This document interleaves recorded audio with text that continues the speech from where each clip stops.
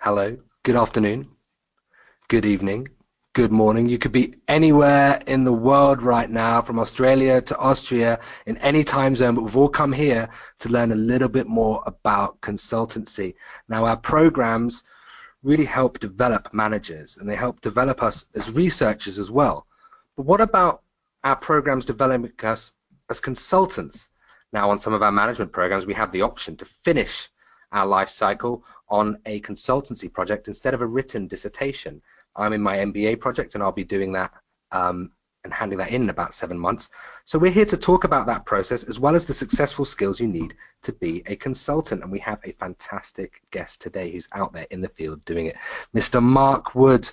Welcome today, Marc. How are you? Very well, very well. How are you doing, Joseph? I'm doing very, very well. Now, I'm very pleased to have you here. I'm rubbing my hands together. It's not very often we get a bona fide consultant with their own business out in the field to come and speak to our students. As I've just described, Marc, I'm an MBA student. I'm hoping to be a consultant in the digital marketing field one day, and I'm really looking forward to some of the advice on how I can survive. So thank you very much today. Can you tell the audience a bit about your background and what you do? Well, I'm a change management consultant. I've been doing this probably in this form for about 4 or 5 years. Prior to that, I kind of came into it as business analysis, process change, a lot of technology-based work for the last 15, 16 years, I guess. So a couple of different countries I've worked in. I worked in the US for a while. I was fortunate enough to go back to the Caribbean to work for a couple of years, and I came to the UK to study again, and I've been here pretty much working since 2005. Okay, so you started your own business now as well, and you're consulting, for various large organizations. Yeah, about We 7 have years an ago. 7 years ago, right. Now, Marc, today our audience have an exclusive opportunity to ask you questions. So this is an open session. So if you're listening to tips and tricks from Marc or listening to myself about the consultancy project that we're having, and you've got some questions, either you're a prospective student looking to join our course and want to make the most out of it, or you're already a student on our course and kind of want to know how to finish and round up your degree, maybe with a consultancy project. So please put those questions into the little box that you have there, and we'll look to answer those in about half an hour, 40 minutes time. Now, Marc, about a few weeks ago, I gave you a list about 10 or 12 questions. I asked you about how you felt about what are the successful behavioral attributes of a consultant and, your personal experience and your personal feelings on what makes a successful consultant as well. Now, we're going to go through those today with you, Marc, and look to elaborate on some of those answers to provide our students a bit of stimulation. So let's go through those questions with you now.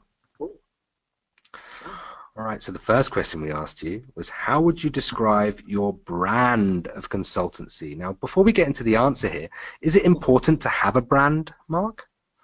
But you have to, well, brand or style, depending on your term. But you have to have a way that works for you, and it has to really sell. I mean, as I say, I I I guess provocatively titled it militantly evangelical, because at the end of the day, I see a good consultant as being a cross between Malcolm X and Martin Luther King. You can tell by my first education experience. I went to school in the US. So, and Martin Luther King and Malcolm X are very big figures in that society. And you have to kind of get people over the line by any means necessary. So you have to sell them that dream, but be willing to be as militant as possible to deliver. Because as a consultant, you're paid for delivery. You're judged on what you can deliver. But you have to be able to get people to believe that you can deliver something in the first instance. So that drive to get them there has to be single-minded and militantly focused on the mission is we go in there, we're going to get you there, and we have to take you along on a journey. Some people go kicking and screaming, but you prefer that to be less than more. I mean, not everybody is always willing to go on the journey, but when management says this is where they want to go, you have to be the kind of character that can, again, take people along and get them there, but in a way that is forceful yet kind of visionary. Oh, I like that, and we always say it's life's about the journey and not, not the destination, and all these hackneyed phrases. But when you're in a large corporation and the C-suite have tasked a consultant to produce a given outcome, then you want the journey to go as smoothly as possible, but you are targeted on the outcome and what you actually deliver in the end. That is very, very true. So that's how Mark described his brand of consultancy, military, evangelical. So very nice as well. And what do you feel is the profile of a successful consultant, Mark? I mean, I saw your answer here. I really liked it. A consultant is a mix of forager and hunter, a mother, nurturer, sometimes a mercenary, and a crocodile. I'd like you to elaborate on that. What do you mean by these four kind of different personas and archetypes that are within you as a consultant? Well, if you're on your own or even with a big firm, there comes a point within every consultant's life where you have to start being able to create the work yourself. So in the UK market, the consultancy market kind of works a little different, where some of the roles are roles that you would apply for like a job, but they're looking for a particular kind of consultant. But if you're there and they're paying you premium money to be there, the idea for you is either you want to deliver your piece and leave, and find another piece of work, however you find your work, or if you get a good client, you want to be there to find more work. Yes. So you have to be like a hunter-gatherer. In that environment, the work is happening, and you're doing what you're doing, but you start to position yourself in a way where actually, you know what, there's something over there that I think I'm seeing. So you're looking for when that next contract is coming, where you're going to find that money from, where you're going to find the work. So you got to go and get it. So that's kind of where that kind of hunter mentality comes. You kind of always have to be on the lookout for work, and also accept the reality that there are times when, my dad fished as a kid sometimes when he wasn't building houses, and you're going out there looking, and sometimes it's hard. You go back and you come back with no fish, with two fish. And it's very similar to this life where if you are as a consultant working for a big firm or on your own, the well can run dry sometimes, and you had to know that you had to stick it out or find ways to find things to keep it going. But it's not always going to be roses and meadows. The idea of being a life giver again or a giver, when you find that opportunity, it might be the smallest of opportunities, but you have to see that and say, actually, you know what? I can make something of this. And I have the air of the right person. I can take this and show them and say, you know what? Here's an opportunity based on the work I'm doing here, but you're not thinking about this. I think if you're going to let me do this, I should probably be doing this also. And I can assist you here. Sometimes you may have to do a bit of free work in that you may have to do a small piece to show what that work could become. But once you kind of give that life, you can then nurture that into more. Again, mercenary, going back to that militant approach to delivery, you kind of really have to be willing to go in, look for the work, and drive it. And having that somewhat mercenary attitude is very, very necessary. And I say mercenary not in a not caring for other people around you or not being concerned about your client or the people that the work's impacted, but mercenary in your focus on getting that piece of work done. The last piece about being a bit cold-blooded or like a crocodile, I suppose, it may sound a bit kind of cheeky to say it that way, but being a bit cold to the client is a safe way of safeguarding yourself. Don't get too attached, and we talk about that later on in one of the questions you did ask me.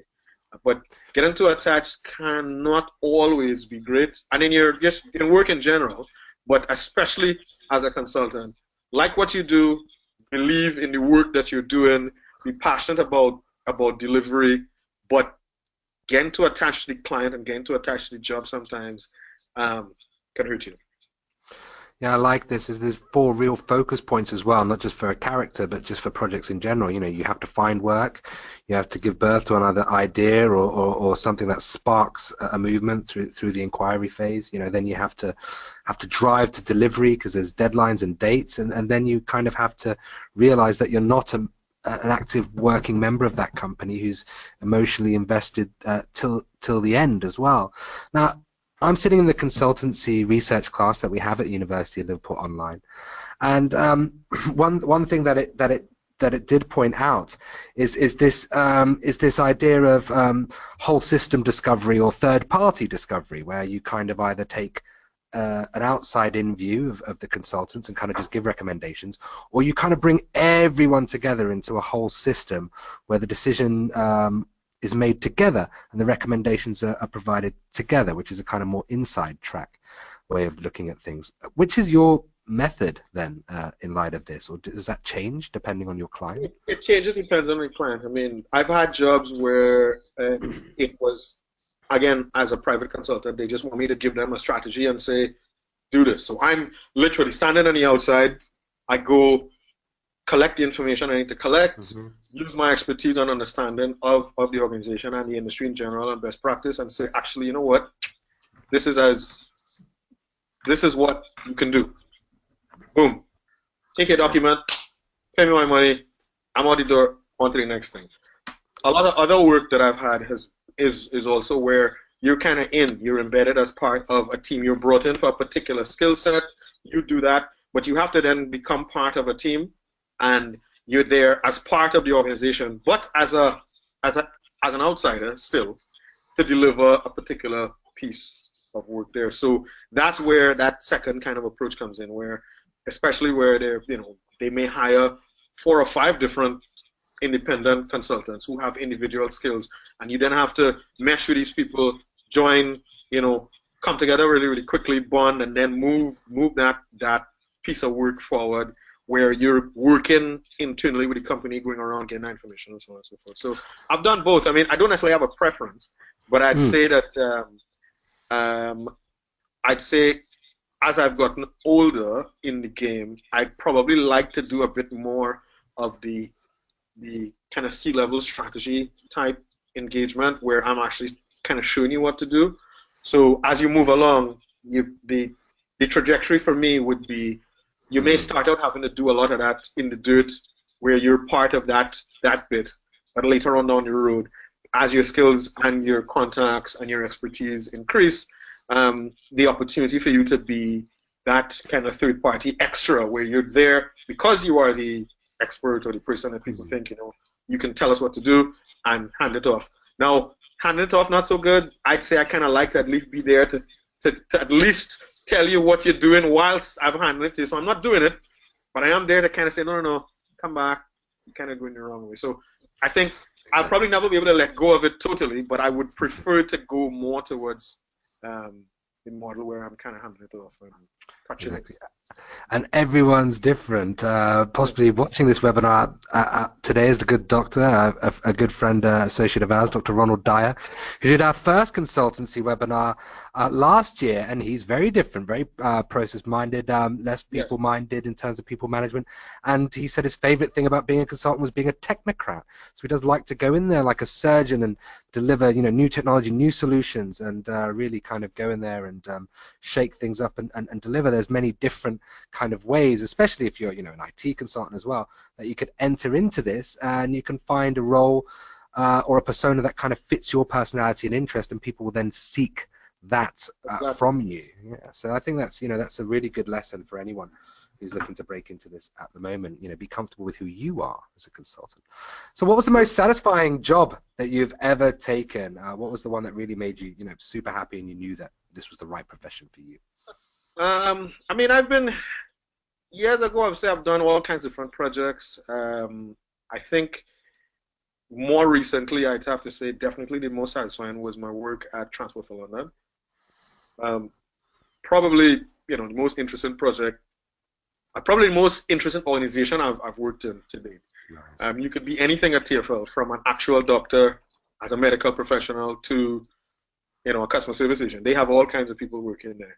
And for the project that I was doing, you'd never think that just rolling out an iPad into a station would require you to actually interact with a doctor, with a physiotherapist, with health and safety reps, with engineers with engineers who are like physically rebuilding the station, and so on and so forth. It was the full gamut of types of of staff, organizers, so on and so forth.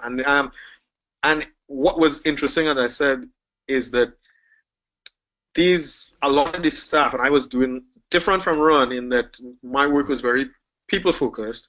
What I ended up doing was developing an engagement strategy to bring the station staff, who, like many of you know, if you look at the news in the UK, at times they do go on strike. They do, yes. And Much a lot to our of chagrin, yes. yes. And some of them sometimes feel a bit disenfranchised and that, nobody's listening to us. We're there taking abuse from the public and nobody really cares about us and so on and so forth. So having an opportunity to create an engagement strategy in an environment where, you have unions and you have people who have felt, left in the cold for years, where you get these people involved and really make them feel part of the organization, part of what the change is, and get their voice to be heard and really deliver things that impact them in a way that they know that they've shaped. That was amazing. To this day, I still have a lot of the guys that are station staff are still friends of mine. I've gone out for drinks with loads of them. I've gone to their Christmas parties. I've become friends with them because of the way that project was. It made a huge difference in terms of the work that I was able to do since. I've spoken at conferences as a result of it. It helped me to kind of up my game, and that's why I think, not only because of the impact that I was able to have on the organization, but what the work did for me as a person and as a professional. It kind of made a huge difference, And I genuinely am really proud of the work. As I said, I still feel really, really, really happy when I go into the station and see somebody use an iPad in the right case. They even have bags now, or kind of holders, that I was with Alistair Montgomery and I were kind of looking at what it looked like, and I still smile when I see it. I'm like, oh wow, okay, this. So it actually is happening, and there are 5,000 people across London that are impacting the lives of millions based on the work that we did there. So it's good. Yeah. Exactly. And such a big organization as is the Tube, essentially, that you can see your impact quite far beyond when you left that project as well.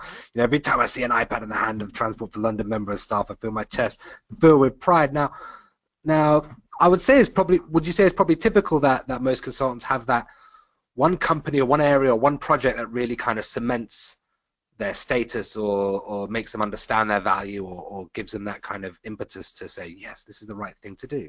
This is the right thing for me. Yeah, I think some people have them at different stages in their come to Jesus moment. Personal life. I think that I probably had this project brought me back to a place where I realized how I liked to consult best, and that's why it made a big difference. I had done a project many years ago with a small company in the Virgin Islands when I lived there, and there was a staff member who I always give that story when people talk about, when I have projects, when people talk about, how do you deal with difficult stakeholders kind of way. And this woman wasn't really keen on the tech, and she was really, very, anti-tech and not really releasing her staff to come and engage with us and that kind of stuff. And I basically went and sat with her and figured out what her issue was and sold her on the system based on showing her the value to her as a manager in a way that she didn't have it before. She immediately flipped the script. She became super engaged, and her staff then became, the most excited about the project. But that being able to kind of go between operational and administrative parts of the organization and achieve and build relationships and achieve success in both sides is what I really think that my brand allows me to do that. The way I work allows me to do that. And that's why TFL allowed me to be that conduit between those two places and really bridge that gap and bring them together in a way that made for a successful delivery of a project in a challenging situation. That's a good act of advice for those of us that are, entering, maybe challenging teams or companies that have had mergers or change initiatives, that there is some work to be done. Like Mark said, this military evangelical character of kind of dragging people across the line and convincing them and believing in what you're doing. We talked about what was satisfying for you. I'm sure there's many hard lessons in consultancy and going out on your own. What is the hardest lesson that you've learned? Interestingly enough, on the same TFL project, I'd say kind of getting, I got too close to it personally. And the love for the work, I wasn't really paying attention to what was going on around. And when the political landscape changed, I was kind of in the cold, and I had no clue. Like, I didn't even realize that it was going on. And you kind of end up in a funny situation where, as the guy who was the last person that was managing me when I was managing the work I was doing before I left, said basically nobody was flying cover for you anymore. No. And as a consultant, be it Deloitte or Ernst & Young or any consultancy or on your own, when you go there, your consultancy has somebody flying cover for it to keep you safe whilst you're there. Yes. And that is just the reality of it, because consultants are expensive, and if I have a friend who is a consultant, I will want to give my friend the work over another person.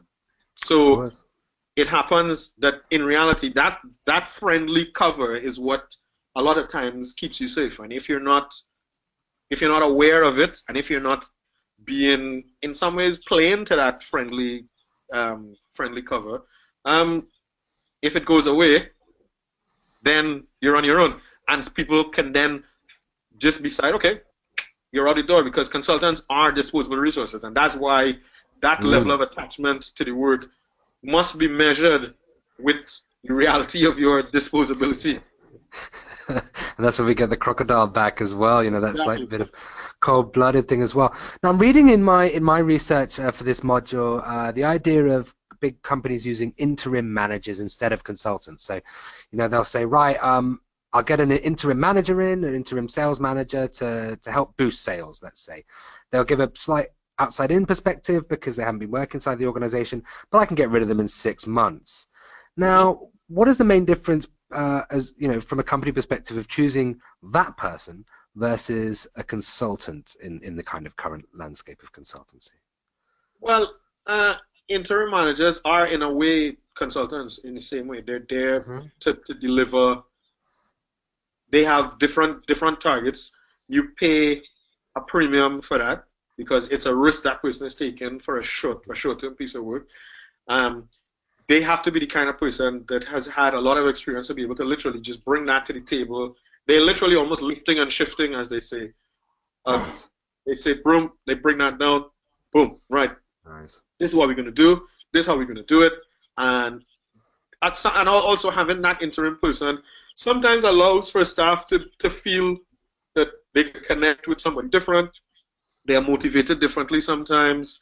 Sometimes showing disposability at a managerial level can also, kind of help your staff feel, actually, wow, okay, if they can get rid of this person, or if they bring somebody in who they think is disposable from a management perspective, then maybe I need to step my game up, and so I could potentially step in to that role because it's going to be cheaper for them to hire me. So there are all kinds of different ways to look at it. In my experience, I've worked with a lot with contractors or consultants like myself who are interim people, and we are hired for a specific period of time to come and do specific things, and that specific focus and that premium pay is what companies look to say, right, your job is to do that one thing or those 10 things, and you're going to get paid more money than the average guy because I know you have the skill set to do that. Wow. So, I mean, that really leads us beautifully onto our next question, because isn't everything about relationships? And we say relationship capital because isn't everything about, the leverage that we have in our relationships, cynical or otherwise? How does a consultant build that relationship capital? How do you do that without kind of crossing the line and like you said, getting too friendly or attached? I love this phrase. This cannot work in isolation, Mark. You'll need to describe this. Why should a consultant be genuinely disengaged? Because the terms genuine and disengaged don't normally go together. People who are disengaged are not normally seen as being genuine, and people who are genuine tend to not be seen as disengaged people. But I think a good consultant requires this, and I'll explain in a bit more detail why I chose the term. So the genuine disengagement is to use the two words together to say be genuine, be honest, be passionate, let people know who you are and know what you're about and why you're there, and and be genuine in your desire to deliver something good to the client, because clients will know very quickly if you kind of working about, if you're not really, if you don't really care about them, if you're not really interested in the work, if you're not genuine in your desire to make something happen positive for them. It happens. They'll see you and be like, yeah, not really too cool there. That guy's not great. But also, so you need to not be that guy. But connecting to the previous point of the level of engagement, you need to find a way to disconnect from there. Remember always that, again, you are there to do a particular job as a consultant. You're not there you're not working for them. Don't become, you're not staff. You're not there to get involved in the politics. Even though the politics can affect you, you have to be aware of it and engage with it in a way that safeguards your ability to continue billing that client on a daily, weekly, monthly, yearly basis. But do not for a minute think that you must get involved in the politics or be shown to take too many sides in the wrong place. You're an outsider. Understand that you're an outsider and engage with the organization in a way that is visibly engaged yet not emotionally connected. Nice. So that's why I say be genuinely disengaged. Yeah, to be able to be transparent about where the line is drawn in your engagement. I think that's very good. Exactly. So, some of this sounds like you're fending for yourself, you're a forager, you're a hunter, you're having to be detached at certain stages. It begs the question, can it get lonely then, Mark, as a private consultant? Yeah, I mean, I've been doing it for 7 years now. I've done it before in a bigger environment, and I will say that the road as an independent consultant is not for the light-hearted. It's not for the weak of heart, I should say. Don't do it just because you think you're going to make a lot of money doing it, or you make more money doing it on your own. Yes, there are some financial incentives, but it is more risky. When the times are lean, it can be very lean. As you say, there is no safety net. There is no, you're on the beach and getting paid. When you're on the beach, there is no work. There is no money coming in if you're on your own. So the model now a lot of people are looking at is kind of trying to form small firms. So groups of smaller consultants are kind of trying to connect to bring groups of skills together, so you could kind of bid for work in a way that makes it so that everybody's continuing to eat out of that, which is better. Again, also the only repository of work you have to fall back on is yours when you're on your own. If you have a good repository of work, great. Or if you're one who's always willing to learn or explore or pick up new skills, go to conferences, understand where the market's going, and really try to push yourself forward that way is great, because you then start to kind of build a base that you can pluck from to use in terms of your being able to deliver things. But if you're not that kind of person, just there is no safety net. You kind of had to be up for kind of being out there on your own, and also think of your personal life in that as well. There are times when the work is not going to be as easy to get in your home location, and if you are literally out there on your own, hunting and gathering for that work could potentially mean you have to travel, and then there can be impact on your family life. So be mindful. I'm not married, but my partner at the moment, she's a bit more concerned now that I'm away, because it's less time together, and that's something to be mindful of. So going on your own is not, as I say, it's not for everybody, and look at all these other factors as well in terms of making those kind of choices. Thank you as well. So your company is called People First, and that's the company that you hire your consultancy service out of, and you're the owner of that company. Why did you choose People First and maybe not process? Because processes are nothing without people, and a process is as good as the piece of paper it's written on. You can write it down, right?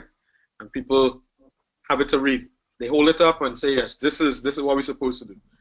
But you work in some companies where management, senior management, CEO level, they have a process that they think people do. The people on the ground don't do it that way because it just doesn't work that way. So understanding that the people are the first thing that you need to consider in any change, in any transformation, is key to my way of doing work. Because I've always been in situations where building a relationship as an outsider, building a relationship as somebody who's coming to help, and really empathizing with those people, getting in and understanding who they are, what they're about, what motivates them in a role, be it as gate-line staff or be it as the director of finance. You got to understand who those people are, and then, and only then, can you engage with them in a way that allows you to really touch on the points that'll get them to go along on that journey with you. Again, in that militant evangelical approach, that militantness is not about beating people over the head, it's about that single-minded focus. But that evangelism comes in where you're kind of selling that dream, and in order to sell the dream, you have to understand what parts of that dream each of those individual people can buy into and believe in. And if they buy and believe those little pieces, you know how to get them along. Exactly. So that's why people first for me. So I always focus on that. So we've gone through your consultancy. We've gone through your change management as well. We now want to be evangelists. We want to go out there and we want to be able to convince our clients and bring them with us and not drag them kicking and screaming. So what's the tip from you then? How does a change manager actually evangelize? Well, you had to believe in what you're selling. Believe in the vision. Believe where you're taking people to. I've tried doing projects where it was less tangible for me, and I didn't really connect with what was going on in the end. And that's just me, because again, perhaps in my branded consultancy, I require that connectedness to the end user or to the vision of their future. So in order for you, like again, if you listen to Martin Luther King's speech, he had a dream of one day, people would be, free to vote and do these things. He had a vision in his head of the future, and he was standing there telling people about that vision and that dream. In order for you to be a change manager and to take people along on that journey, you have to have that vision in your head, and you have to be able to stand up and genuinely sell it with that kind of conviction, because nobody's going to believe that you are really changing their way of working, or you really care about making their life better, if they can't hear it in your voice, see it in your words, see it in the way you engage with them, and see it in that, with that real passion coming through. They will never believe it, and you will never be successful as a change manager. In the way that I work in the projects that I've done, there are other change management type roles or projects where you don't necessarily need to believe. You just need to follow the script, organize some working groups, engage with people, write some comms, do that stuff. And it's ticking those boxes. But in the more difficult or challenging situations where you have real clashes between operations and administration, really getting in there and believing in that and being that person who could literally stand up there and have those people focus on you. You could then be the whisperer as it goes. You are then able to get the 5, the 10, the 15, the 20, the 200, the 400, the 1,000 to follow you through, and they will believe that yes, this is where the future holds for us, and this is how we're going to get there. And this person is really genuinely going to drive us there. Now, mind you have to have a client that is willing to do change in that way, because there are some clients that aren't, and they're telling where the future is, and you got to deliver that. And if that's what they want, fine, you got to work in that. But in my experience, believing in it in a way that kind of brings people along is how I do it. So that's what I'd say in my experience. I like that. It's a hearts and minds approach. Some projects will lean more towards the heart, some towards the mind. There's always qualitative and quantitative ways we can research. We can speak to people. We can look at data. There's so many different ways to reach conclusions, but people are essentially at the foundation of everything. Pretty much. Now, I want to know whether I can do this. I want to know whether I can offer, or anyone listening to this call, they want to know how they can offer their services. In order to do that, they have to know what value they have and whether they can be a consultant. So how do I really know my value as a consultant? Well, I mean, I find in my experience and this is on jobs, firstly, to get the job as a consultant, you have to know that you have something to sell and be positive in the way you're selling it, and have your stall set out in a way that you could sell your skill. As in anything, like a guy selling lemons on the market or apples or whatever, is laid out and he's standing there, strawberries, a pound for a pint or whatever it is. He has his product and he's there and he's selling that. You have to do the same thing. You have to be able to get your work at first. But when you're there, to me, knowing your value is when the people who you are there to consult to or for, depending, start coming to you and seeing you not just as for that particular thing. You're seen as a trusted advisor to them. So they can come and ask you about things that are ancillary to your project. They can come and ask you about other things and say, well, you seem to understand this area. Could you help me here? You seem to understand this, or you say you've done some work there. Based on what you're doing for me, I believe in what you're doing. I think you're doing a good job here. If you told me you did something not related to that, but something else somewhere else, I can come ask you. So that to me is when you start showing real value, because then you're in a position where that hunter-gatherer opportunity presents itself again. You're seeing that there's other work there because somebody came and asked you a question. Hey, can you help me with this? And boom, you're in the door. You got to slide in, do the pitch, and then selling the service becomes easier because at that point you're valued. So if they know that you can be the person to help solve that problem, you're the first person that they'll call. Okay, and that obviously works very well going forward for future work, and yes, future contacts are very important. Now, I've had questions flying in, a whole range of questions covering a whole range of subjects to do with consultancy. You still have time to field a couple of those to us now if you still have a question, so please send them through straight away. Now, Mark, we haven't looked at any of these questions. They're just flying through as we're having this discussion. So I'll look to kind of see what our prospective students and our students alike are asking about consultancy as we go through some of these questions now. I'm going to stop showing my screen. Hopefully that'll show the cameras. I'll just ask our producer if that's the case. Can you see just the camera of both of us? Okay, lovely. So let's just have a conversation now. Very nice. Thanks for your presentation, Mark. I'm interested in your thoughts about being an independent consultant to governments in the Caribbean. Well, you're in the right place with this question today. I've extensive work experience, finance and public administration in Canada, Europe, Trinidad and Tobago. Our students are rock stars. And in the final stages of a DBA, for anyone out there, that's a doctorate in business administration at the University of Liverpool Online.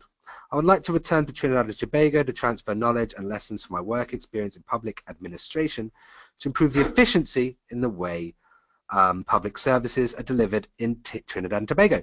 Some of my peers have dismissed that desire as bouncing your head against a brick wall. What are your thoughts? Do you think it's worthwhile to try to go down? Do you think it's worthwhile to go down the path of trying to influence change in public services in the Caribbean? In other words, do you think Caribbean governments would be willing clients to improve efficiency in the delivery of public services? Wow, what a question for you! You're from Trinidad and Tobago. You work for Transport for London. You're now working for Transport for Greater Manchester. So, what do you have to say to one of your fellow countrymen who's trying to make a difference? Well, I mean, if it's somebody who's a Trini, I don't know how long they've lived. If they're living away, if they've lived away for a long time. I've lived away since 1995. So I would say that I think that unfortunately it's probably more about your political affiliation rather than your skills and capability. That would be my experience. There are one or two people. There are a few people who I know who have gone back and have contributed at relatively senior government level. But as soon as the government changed, they left because our society doesn't see government as as a continuous development. I always say to people, we've been independent for 50 something years, and we've had, you know, say 12 or what, how many of us cycles, 11 or 10 or 15, 10 or 11 cycles of government. So we've progressed in some ways, but some policies haven't necessarily carried through. So I would say, in my experience, or in my bouncing head against a brick wall is probably a fair analogy from your friends who's ever said so to you. But know that if you're making a choice like that, that public sector senior level work is very political.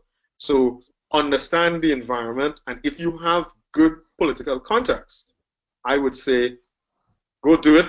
You'll probably be able to make quite a bit of money in the time, but understand, in my experience, and what I've heard on the ground is that time frame is limited to that government. If the government wins again and you're in favor, it may be extended, but you can't necessarily build beyond a 5-year cycle. So you had to look at your work within, I'd say, even 4 years, because you had to take 6 months off each end of the cycle. So look at it as get in within the first 6 months, make your money, and look to ram down and get out 6 months before election, and hang around. And if the government stays, then you might have another one to go. But that would be my take on it.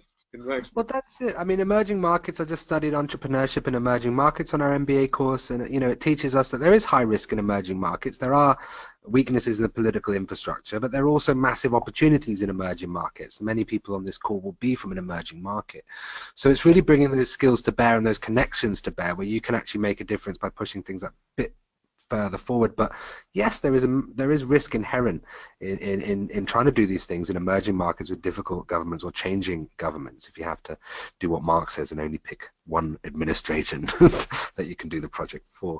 So let's have a look at some of the other questions as well. What was the largest difference you've seen between consulting for a smaller organization and a larger one? Ability to make decisions quickly, I would suppose. Obviously, is a very obvious one, but responsiveness, I think, and willingness to make those changes is key. I've worked for companies that are maybe big numbers wise, but not large from a administrative office type perspective, and I've had meetings with like the CFO at say 11 o'clock and tell him this is what I think is going on, and and within 2 hours I get an email comes through AMCC saying, right, we need to do X, Y, Z, A, B, C, boom. And in the next week you see things happening based on what you said. Large organization, yeah, you give that advice and it has to kind of go around the houses a few times, be ratified by about 1,500 different people, and then you may see it happen, or it may not, because you know it may be that some people say, well, actually no, we can't do that, and it takes really, really long to make things happen. So I think in my experience, it's been more gratifying in some instances to see the impact. Your impact can be seen quicker. Exactly, that's the speedboat versus the oil tanker, you know, in that situation. Yes. Now, age and experience most of the time are tied together. Due to the risk of consultancy, is there an ideal age or time to get started where you can be recognized as a consultant? You know, I would say the experience I've had was that my first job as a consultant with Deloitte, I'd never had a consulting job before. I was 24 or 25 at the time, and in the first week on the project, I was given the responsibility for managing and reporting every week to the National Transport Group or Department for a large company similar to Asda in the US, Kmart. I was 25 and I'd never, and these guys who had been doing transport, I had very little experience in transport, period. But my role was to engage with them and deliver sensible consulting to that group. And it's not necessarily age, it's probably just understanding. If you can understand the environment well, what you have to be able to do as a consultant quickly is gain confidence and trust.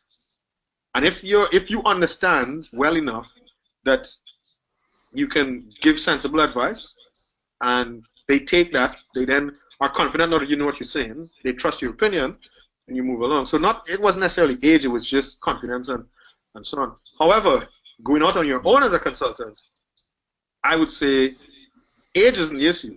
Have some experience. If you worked in a particular industry for a number of years, or you have good variety in that industry over a period of time, where your roles, you might be young, but you've been promoted quickly through, and then you want to go out on your own, you can show you have the background. Once you know that you have that confidence to do that, even if it's going into consulting for a consulting firm or on your own, if you have the knowledge and somebody will hire you to do it, believe that you can do it, rock it out, man. Exactly. I mean, in our previous session with Dr. Ronald Dyer, we also had another consultant, Mr. Ken Gregson, who was on the program and worked in the automotive industry for 30, 40 years before going out by himself. Now, if you're going to consult for the automotive industry, then you best know your cars, and you best know them very well, and the industry itself. However, let's take some of our new technology. Let's say I become a consultant for EAAS, which is Events as a Service. Using online events and consulting with big companies on how they can use online events to reduce costs and to promote things, for example. Now, that's a very niche and new field where expertise is growing exponentially very, very quickly. So if I double down now, I can be an expert in an emerging field because there's no precedent of expertise in that field. But if I wanted to be an automotive consultant, then I have to go and spend 20, 30 years in the field. So there is a balance depending on the industry that you go into. There's opportunities in every industry, but the big established industries, you're probably going to have to put in quite a considerable amount of work. A lot of our students on this call would have put in that work.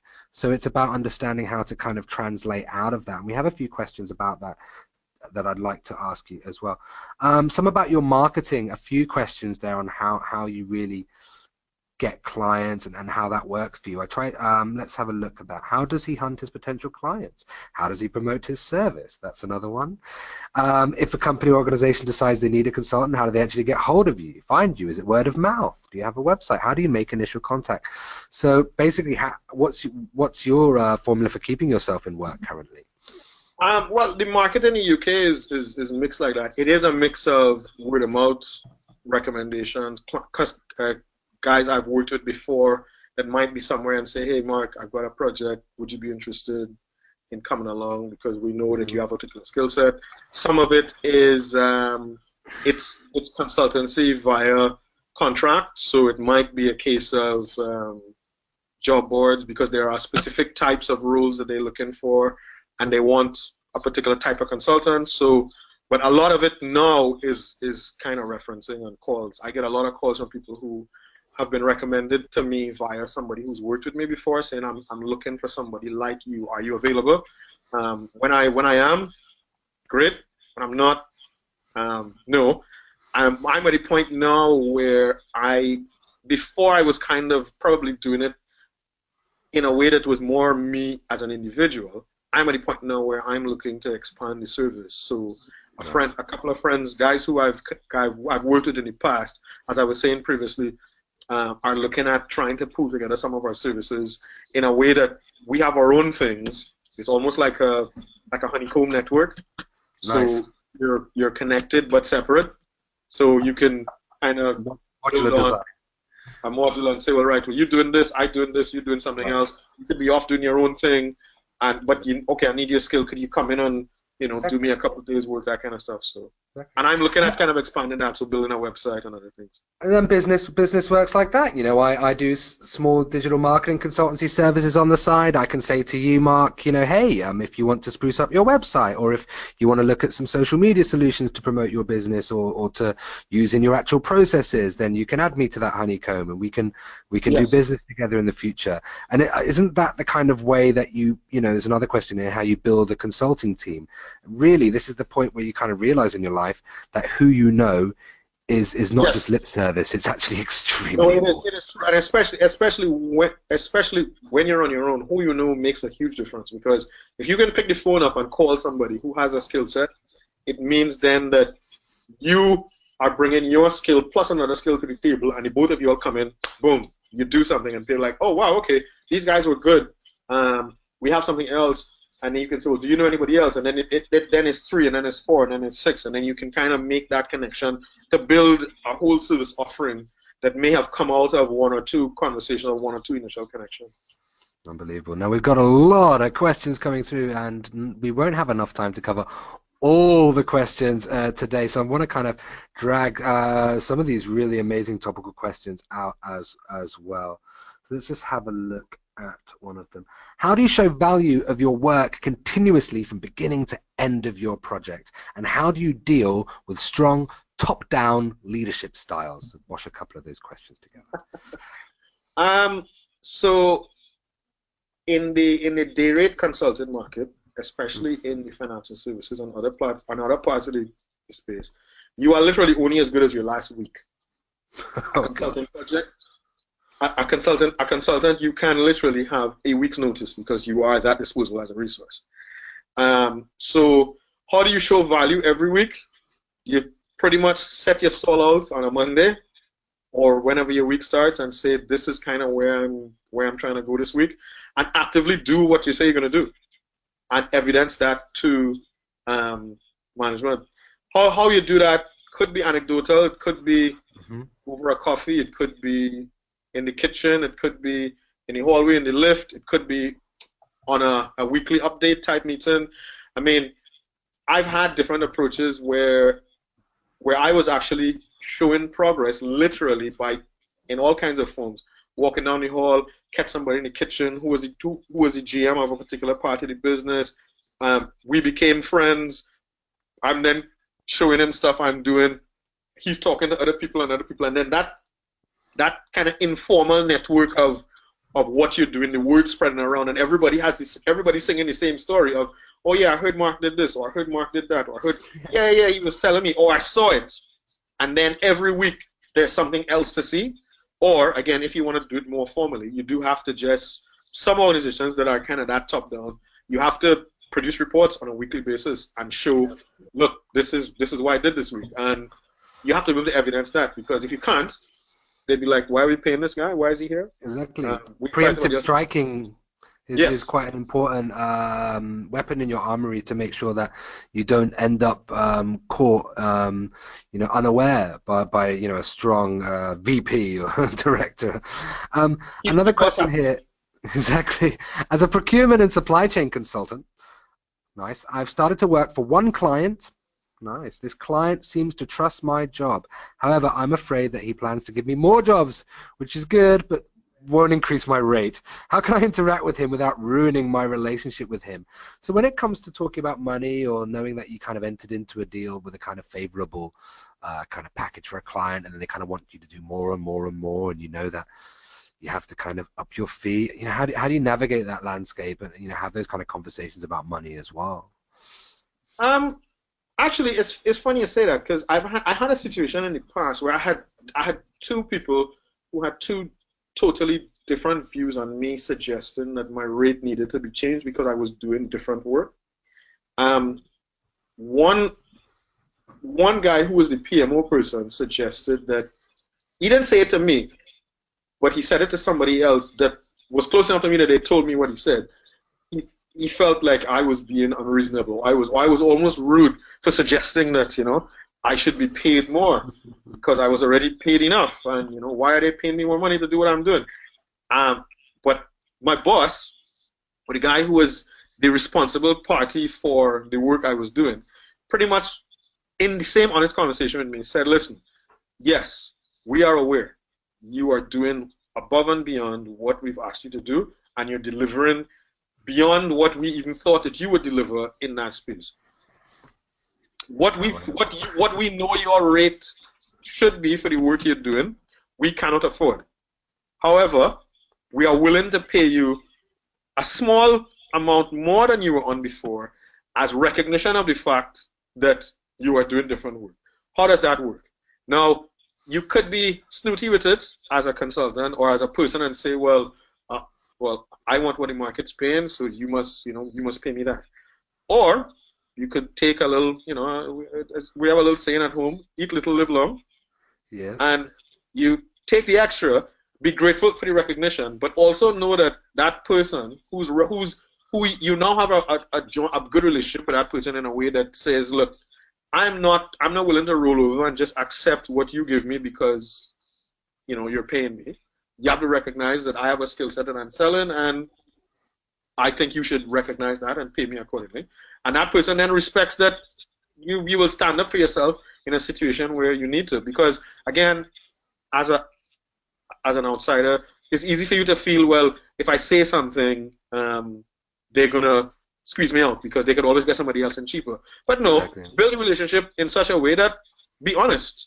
Don't be aggressive with it, but I would say be honest and open about what you feel and say, actually, you know what, this is more work. I want to work, but can we talk about some funds? If it is that you're happy to stay at your rate, don't make a big deal about it. But I would say suggest something and see where it goes. Exactly. You can be firm but fair, transparent and reasonable, and maybe, make a compromise, and that's, part of the consultancy process in itself as well. The last question I'd like to ask you as you reach the top of the hour today, I think it's very nice to look at questions from people who are kind of on the edge of making that decision, whether they should branch into consultancy, as a lot of us are. I'm in my thesis phase of my studies, so congratulations, in higher education. It's a very accomplished person. I work with faculty across different institutions, and I'm wondering, how do I start a consultancy role in parallel to my job as a faculty member? How do you start and how do you promote yourself? So how would this person, or a person in a similar, situation start, kind of stepping out a bit and looking at, what the landscape is? You must be, I guess, in addition to being faculty somewhere, if it is that you have a particular skill set that you're known for, I mean, publications, public speaking, getting on to kind of thought panels in that space is a good way to put yourself out there as somebody that people can look to for advice in that area. So consultancy from that would probably be my thought. So find ways to kind of get and speak on something, present at conferences and so on. Exactly. And I want to also encourage the kind of, if you want something done, do it now. If you want something done, give it to a busy person, right? So, you're sitting there in this webinar, you can reach out to us. You might have a story to tell. We would love to host you in a webinar where you talk about your thesis, where you talk about what you're hoping to do with your master's or doctoral education. So, reach out to me. Maybe we can look to put a webinar together. And this is just an example of how we're one family as students, one alumni as a group, and then we branch out with our professional connections to form networks that are meant to get us there throughout our whole life. So look at those opportunities that are sitting there right in front of you, and take a leap and give us a shout, and maybe you'll see a path to presenting, to getting yourself out there, to influencing as well. So thank you very much for that. Now, Marc, I'd like to thank you for just going through such a massive litany of issues when it comes to consultancy, from process to behavior, attitudes, from institutions, politics, different types of consultancy work as well. So I'd like to thank you very much. Your answers, your fuller answers, are actually in a handout in the consult. Our students can download that handout and kind of read that through as well. The recording will also be sent to all of you next week. So, over the next coming few days, sorry. And that leads me to say, if you are going through the program now, if you're about to apply, we've got our June intake, so make sure you get your applications in so you can kind of join the discussion and start meaningfully looking at your career development through using an online master's program to get you there as well. If you want to recommend a friend, you want to study with someone, with a colleague, or with someone you work with, friend, whatever, then give a call to your enrollment consultant and you can study with someone on the program as well. So that leaves me to say thank you very, very much for your participation today, Marc. I'd like to thank our audience as well for their time. I'd like to as well, and I'd like Marc to get one last piece of advice from you. If you're umming and ahhing about whether this is the right thing for you, and you're kind of sitting on the edge thinking, should I be a consultant? what is the kind of one thing you need in your head to be considering if you're mulling it over for the for the next few weeks? Should I kind of branch out? What should I be thinking? Again, it's a lifestyle choice. Um, Consulting is not like other jobs where you're probably going to go to the same desk and the same place and sit down and do the same thing every day. Even if you're working even if you have a permanent job and you're not a private consultant, it's not good. This consistency is not really, it's not there. It changes, those jobs change a lot, and you have to be willing to deal with that as your reality on a consistent basis. I've always said to people, I've never had a real job. I've always worked as a consultant. So every job I've had since 2000 has pretty much been in different environments doing specific pieces of work for a period of time. So know that you got to be comfortable with that. And if that kind of thing is not for you and you want to be able to go to the same desk and work in the same company or the same place for every day, consulting is not for you. If it is, go for it. Exactly. Now, thank you very much. There's a lot of food for thought.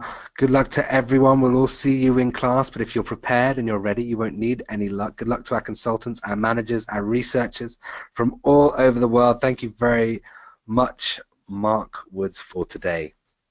Thanks for having me.